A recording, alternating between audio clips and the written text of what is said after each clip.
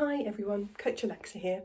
I had a great question come in earlier this morning about our shoulder position when we're running.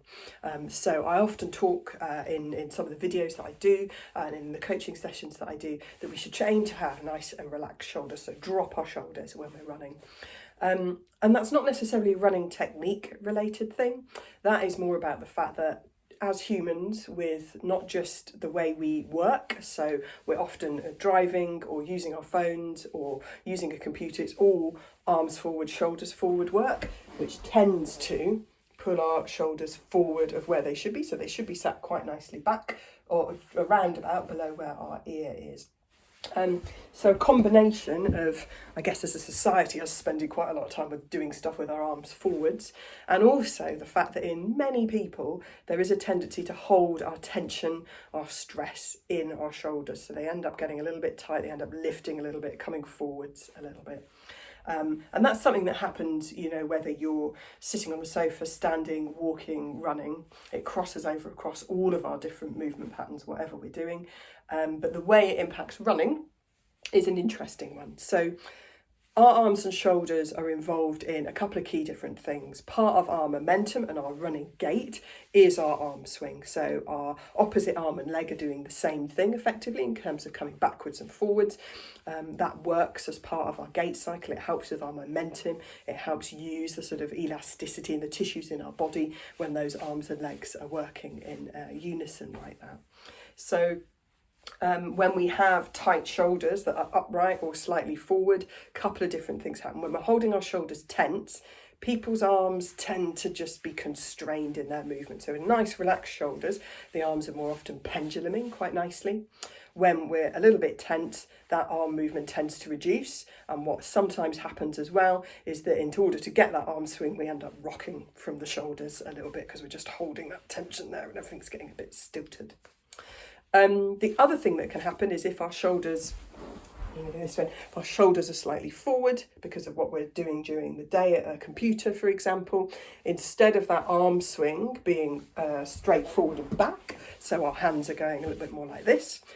When our shoulders are forwards, we end up being a bit more like that. So elbows start coming out to the sides and hands might start to cross over that centre line.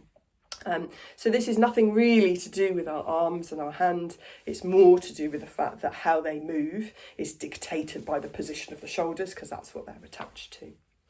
So what can we do about it? If you notice on a run that you're holding that kind of tension in your shoulders, maybe you're starting to get a little bit of neck or upper back or shoulder pain, or you've noticed that your hands aren't moving that much when you're running, think about relaxing those shoulders. So lifting and dropping them down, giving the arms a little bit of a shake out as you run, just rolling them back, anything to relax and reset those shoulders. Be aware that we have a tendency to do this a little more when we're cold. We sort of hunker down into our coats and our jackets. So being warm, having something like this, a buff on to keep your neck and shoulders that little bit warmer can help at this time of year as well.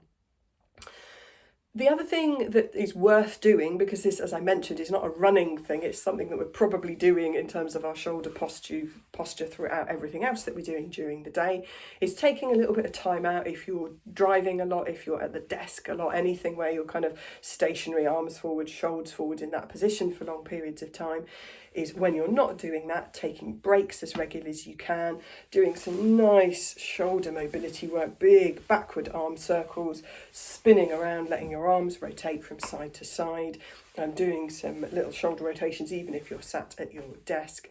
Anything that you can do, stretching off that pec muscle, getting a bit of movement into those shoulder joints will really, really help little and often throughout the day. Final reason why we don't want to be carrying too much tension in our shoulders, not only does it impact our arm swing and start to bring some little interesting idiosyncrasies into our running gait, but when we're running faster, we actually use some of the muscles around the shoulders and the top of the rib cage to lift and expand the top of the rib cage and get more air into our lungs. So for speed work, for that overall efficiency and getting the maximum amount of oxygen in and out of your lungs on each out breath, it's another good reason to try and work on keeping those shoulders really nice and relaxed. Hope that's helpful.